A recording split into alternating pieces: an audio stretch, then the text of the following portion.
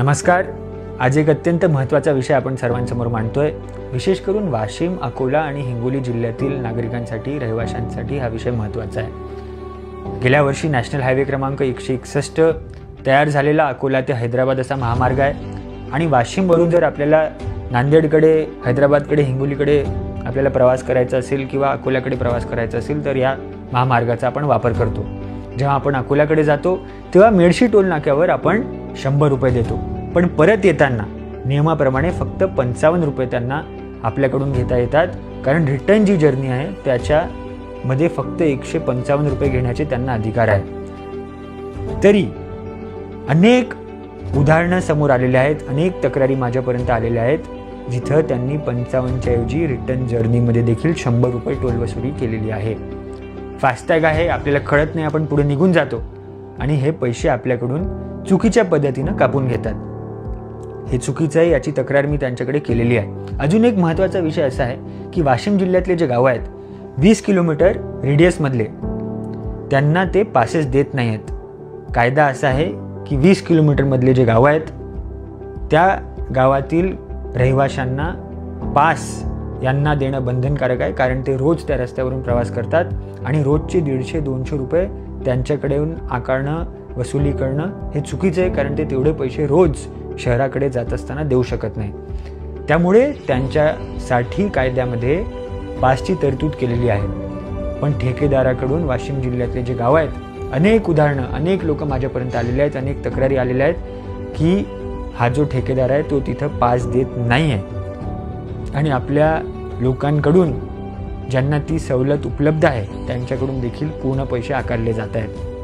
अजून एक महत्त्वाचा विषय याच्यामध्ये असा आहे की नॅशनल हायवे जे आहेत त्याच्यामध्ये 60 किलोमीटर अंतरामध्ये 2 टोलनाके असू शकत नाही. गडकरी साहेबांचं आपण भाषण ऐकलं असेल 2 वर्षापूर्वी. त्यांनी सांगितलं होतं की एकदा टोल दिल्यानंतर 60 किलोमीटरपर्यंत नॅशनल हायवेवर दुसरा टोल नाका त्या ठिकाणी येणार नाही. दूसरा एक है कि 60 किलोमीटर के बीच में टोल नहीं आता और कुछ जगह चालू है. मैं आज सदन को विश्वास दिलाता हूं, बहुत बार ये गलत काम हो रहा है, इलीगल है.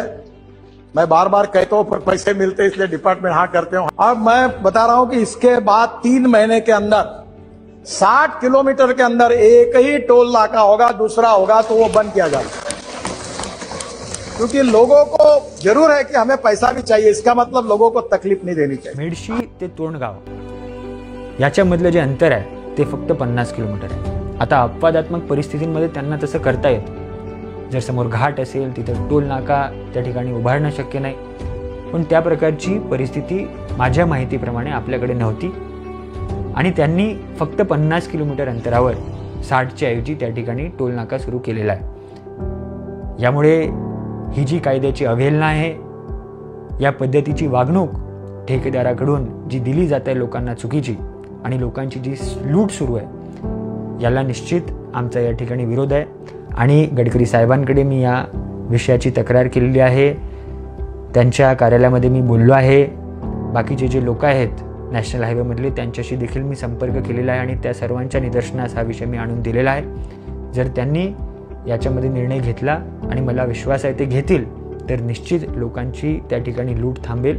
पण जर त्यांनी निर्णय घेतला नाही तर निश्चित आपण सर्वांना या ठिकाणी रस्त्यावर उतरावं लागेल आणि हा जो त्यांचा प्रकार आहे तो बंद करावा लागेल, एवढं निश्चित या ठिकाणी सांगतो. जेव्हा मी माझ्या माणसांना त्या ठिकाणी त्यांच्याकडे पाठवलेलं तेव्हा त्यांनी सांगितलं की आम्ही तुमच्या लोकांची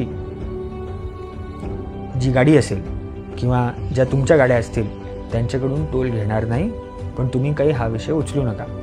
आमची बांधिलकी लोकांसोबत आहे, हा विषय फक्त माझ्यापुरता नाही आहे.